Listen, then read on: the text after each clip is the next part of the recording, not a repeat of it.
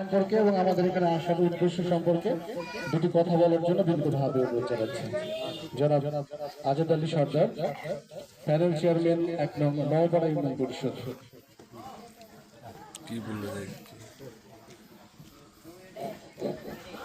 বিসমিল্লাহির রহমানির রহিম।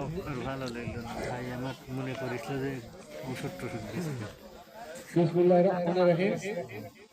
উপস্থিত আজকে ১ নম্বর নওপাড়া ইউনিয়ন পরিষদ কর্তৃক আয়োজিত এই গ্রাম আদালত সম্পর্কে ৫ নম্বর ওয়ার্ড নন্দগ্রামে শেখপাড়ায় সকল স্তরের জনসাধারণ সবার প্রতি রইল সালাম। আসসালামু আলাইকুম। আমরা গ্রাম আদালত সম্পর্কে শুনেছি তো নাকি?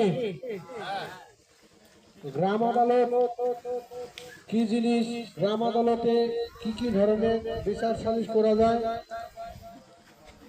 বিচার সালিশ পেতে হলে কোন প্রক্রিয়ায় বিচার সালিশটা অংশগ্রহণ করা যায় বা মামলা করা যায়, এবং